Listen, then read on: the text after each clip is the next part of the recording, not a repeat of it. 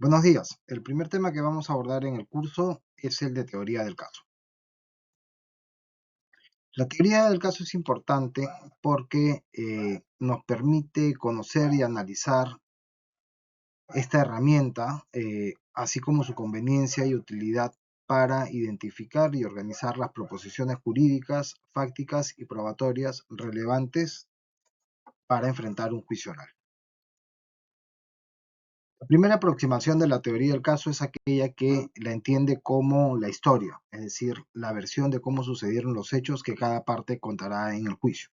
Es lo que se conoce como el storytelling, ¿no? La narración de la historia que cada parte presenta ante el juicio. Sin embargo, desde una aproximación más metodológica, eh, se debe entender la teoría del caso como una herramienta, ¿no? Una herramienta metodológica de trabajo que nos permite tener un esquema o que consiste en la elaboración de un esquema en el que se van a identificar y desarrollar las proposiciones jurídicas que se deben de satisfacer eh, a través de las proposiciones fácticas, las afirmaciones de hecho que satisfacen esas proposiciones jurídicas y se deben proposiciones fácticas que deben ser acreditadas a través de los medios de prueba que se actuarán durante el juicio oral. Como verán, esta segunda aproximación es más metodológica y entiende la teoría del caso como una estructura, como un esquema de trabajo u hoja de ruta de aquello que se debe de acreditar durante el proceso. Ahora bien, ¿quiénes deben de tener una teoría del caso? Sin duda, la Fiscalía, por mandato legal, debe tener una teoría del caso. En el requerimiento acusatorio, la Fiscalía está obligada a señalar con precisión las circunstancias de hecho que se le imputan a la persona que ha sido objeto de acusación. Esto además por el mandato constitucional que tiene el Ministerio Público como titular de la acción penal y además para respetar el derecho a una imputación necesaria que tiene toda persona que es objeto de una acusación. Entonces, la Fiscalía definitivamente tiene que tener una teoría del caso porque tiene que precisar las circunstancias, los hechos que son objeto y que serán objeto de prueba durante el proceso, con sus circunstancias precedentes, comitantes y posteriores. La defensa, sin embargo, no está obligada a tener una teoría del caso, es decir, la defensa no necesariamente tiene que tener una versión alternativa a cómo sucedieron los hechos distinta a la del Ministerio Público. Sin embargo, lo que no se debe confundir es el hecho de que la defensa no tenga una teoría del caso no quiere decir de que no tenga una estrategia de defensa. Son cuestiones totalmente distintas. Como hemos dicho, la defensa no está en la obligación de tener una teoría del caso a diferencia de la fiscalía. Sin embargo, nada quita de que la defensa efectivamente pueda tener una teoría del caso. Y eso se va a dar cuando se trate de una defensa activa. Una defensa activa quiere decir una estrategia de defensa que presupone que la defensa tiene una versión alternativa a cómo sucedieron los hechos a la del Ministerio Público, ya sea total o parcial. Una defensa pasiva, por el contrario, es aquella que no ofrece una versión distinta o alternativa de los hechos a la que presenta el Ministerio Público, pero que sin embargo se sustenta, por ejemplo, en cuestionar la credibilidad de las pruebas presentadas por el Ministerio Público o algún otro aspecto eh, que le permite a la defensa señalar, por ejemplo, que la Fiscalía no está en condiciones de acreditar la responsabilidad penal de su defendido más allá de dudas razonables. Cuando estamos entonces ante una defensa activa, la defensa en este caso sí requiere una metodología, sí requiere un esquema de trabajo y por ello necesita elaborar una teoría del caso. Ejemplos claros de defensas activas son, por ejemplo, cuando la defensa se sustenta en una coartada. Es decir, la defensa sostiene que su cliente no pudo haber cometido el delito que se le imputa, no sé, digamos un homicidio, un robo, porque estaba en otro lugar. Y en ese caso, para este tipo de defensa, la defensa sí tiene la carga de probar su coartada, es decir, que su cliente estaba en otro lado. Pero hay que tener cuidado. El hecho de que, por ejemplo, la defensa no logre acreditar que su cliente estaba en otro lado, no exime o exonera a la fiscalía de su propia carga probatoria, es decir, de probar que esa persona fue la que cometió el delito. Otros ejemplos de defensas activas los tenemos, por ejemplo, cuando se alega un eximente de responsabilidad, una causa de justificación, por ejemplo, ¿no? La legítima defensa. No está en discusión que el acusado mató al agraviado. Lo que postula la defensa es que esa muerte se dio o se produjo por una situación de legítima defensa. Entonces, en ese caso, la defensa tendrá que acreditar que se cumplen o se presentan, en ese caso concreto, los presupuestos de la legítima defensa. Sin embargo, como hemos señalado, también la defensa puede ser de tipo pasiva, es decir, la defensa no presenta una versión alternativa de cómo sucedieron las cosas a la que propone el Ministerio Público, la Fiscalía, pero más bien es una defensa pasiva porque si bien no propone esta nueva versión, sí ataca algunos aspectos de la teoría del caso de la Fiscalía. Por ejemplo, al señalar o sostener que la Fiscalía no tiene pruebas suficientes para enervar la presunción de inocencia de su cliente, o que las pruebas que ha presentado la Fiscalía no tienen el valor probatorio que ésta señala, o que las pruebas, si se trata de pruebas indiciarias, son sujetas a múltiples interpretaciones. Como verán, en este segundo caso, no es que no existe una estrategia de defensa, existe una estrategia de defensa, solamente de que es una defensa pasiva, que no presenta una versión alternativa de los hechos, sino que se limita a atacar algunos aspectos esenciales o probatorios de la teoría del caso de la Fiscalía. La teoría del caso consta de tres elementos o tres componentes. Tenemos los elementos jurídicos, los elementos fácticos y los elementos probatorios. Además, la manera recomendable de estructurar una teoría del caso es la siguiente. Primero se recibe la noticia criminal, es decir, una narración de hechos que, o por lo menos aparentemente, a un inicio tendrían las características de un delito. Se debe identificar cuáles son eventualmente los tipos penales en los que se podría haber incurrido y en función a eso se deben de primero identificar y luego analizar cuáles son los requisitos que requiere ese tipo penal para su configuración. Y a partir de ahí, identificar y seleccionar todas las proposiciones fácticas, es decir, las afirmaciones de hecho que satisfacen esos elementos jurídicos. Y estas proposiciones fácticas, a su vez, deben de estar corroboradas o deben de contar con algún medio de prueba que permita acreditarlas. ¿Cuál es la diferencia entre una afirmación de hecho, correcto, y una proposición fáctica? La diferencia está en que no cualquier afirmación de hecho se puede convertir en una proposición fáctica. De esta manera, para que una afirmación se convierta en una proposición fáctica, requiere de satisfacer algún elemento, total o parcialmente, requerido por el tipo penal que se está imputando. Es decir, una afirmación de hecho será una proposición fáctica cuando sea jurídicamente relevante. Y será jurídicamente relevante cuando satisfaga total o parcialmente algún elemento objetivo o subjetivo requerido por el tipo penal. Por eso es muy importante identificar con claridad cuáles son las proposiciones de hecho y no confundir conceptos con afirmaciones. Es muy importante identificar las proposiciones fácticas y entenderlas como afirmaciones de hecho porque serán objeto de prueba. Es decir, son las afirmaciones que deberán ser acreditadas para satisfacer las proposiciones jurídicas. Bien, y como ustedes entenderán, una proposición fáctica, para ser tal, no debe de contener juicios de valor, conceptos y menos aún conceptos jurídicos. ¿Por qué? Porque una afirmación solamente puede ser susceptible de prueba una afirmación, ¿correcto? Una opinión, un juicio de valor no es susceptible de ser calificado como verdadero y falso. Por eso es que es bien importante diferenciar los hechos, las afirmaciones de hechos, de las opiniones, conceptos o valoraciones. Lo que les acabo de decir respecto a la diferencia entre una afirmación de hecho y un juicio de valor, lo podemos ver en el siguiente ejercicio. Vamos ahorita a mostrar una frase y vamos a ver cuántas afirmaciones de hecho cuál es una afirmación de hecho y cuál es un juicio de valor. Por ejemplo, en la primera oración se señala: el día de ayer por la noche fui a cenar con una amiga a un nuevo restaurante. Y en la segunda se señala: la cena fue una experiencia terrible. Como ustedes pueden ver, en esta segunda parte de este ejercicio, estamos claramente ante un juicio de valor.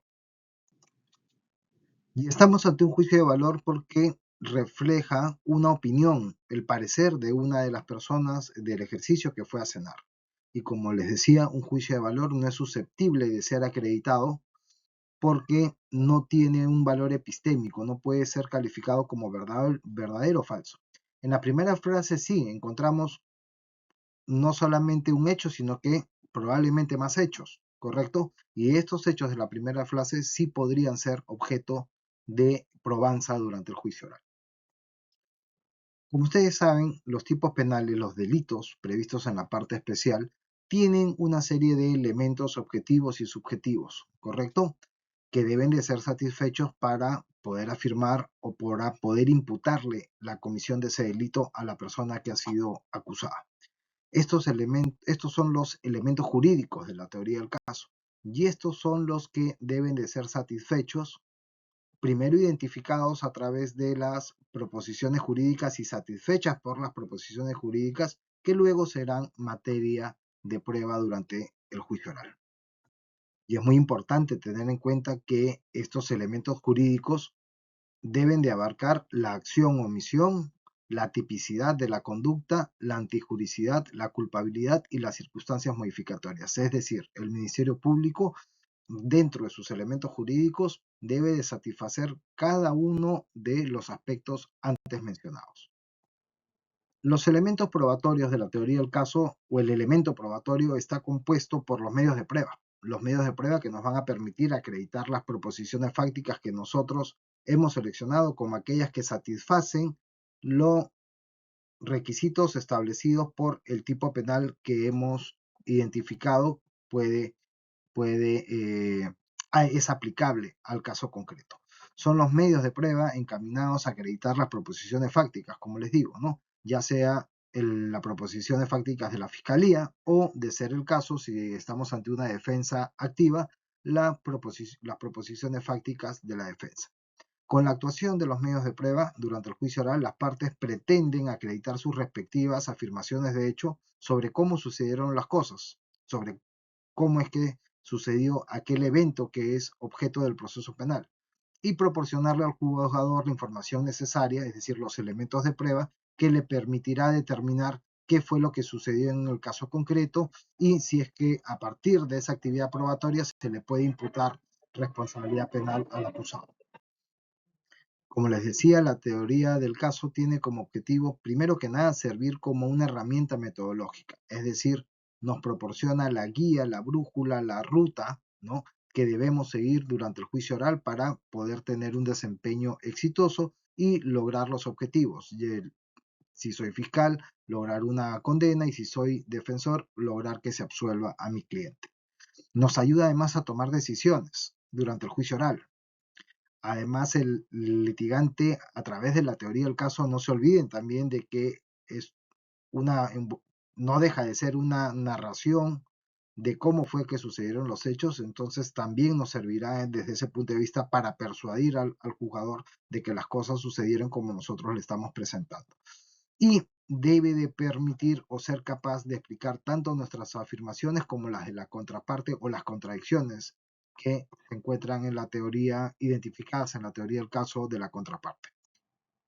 La teoría del caso nos debe de servir además como una guía para nuestros alegatos de apertura y clausura, porque en los alegatos de apertura es donde nosotros tenemos oportunidad de presentarle al juzgador cuál es nuestra versión de cómo sucedieron los hechos y presentarle además cuáles son los medios de prueba a través de los cuales acreditaremos que las afirmaciones de hecho que componen nuestra versión de cómo sucedieron los hechos se encuentran acreditados. Además nos sirve como guía para los interrogatorios y contrainterrogatorios. Y esto es fundamental porque si no tenemos teoría del caso, simple y sencillamente no vamos a saber qué información obtener de nuestros testigos y qué información confrontar o refutar de los testigos que presenta la parte contraria. Y no solamente durante el interrogatorio y contrainterrogatorio de testigos, sino también evidentemente de peritos. En conclusión, doctores, la teoría del caso es una guía para la investigación, la etapa intermedia y el juicio oral, porque es el esquema que nos va a permitir ir trabajando y tener en claro cuáles son los objetivos que debo de conseguir durante cada una de estas etapas del proceso, pero principalmente es una guía, un marco de actuación para nuestro desenvolvimiento durante el juicio oral. En cuanto a los requisitos, la teoría del caso debe ser creíble, ¿no? Debe ser creíble, no debe ser una historia descabellada, jala de los pelos, debe ser razonable, debe ser única. Por eso es que no se recomienda tanto estas defensas de doble argumento, ¿no? De dos pinzas, como le llaman los americanos. Es decir, no son recomendables estas teorías, por ejemplo, de defensa del tipo, señor juez, mi cliente no mató al agraviado, pero si se acredita que lo mató o usted considera que se ha acreditado que lo mató, tenga en cuenta que lo hizo en legítima defensa, ¿no?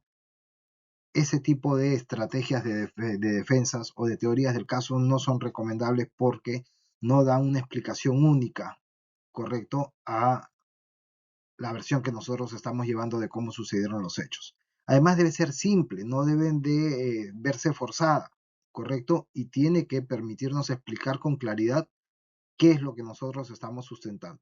Y además tiene que ser autosuficiente, debe tener respuestas para todos los interrogantes que eventualmente puedan suscitarse a partir de nuestra versión de cómo sucedieron los hechos.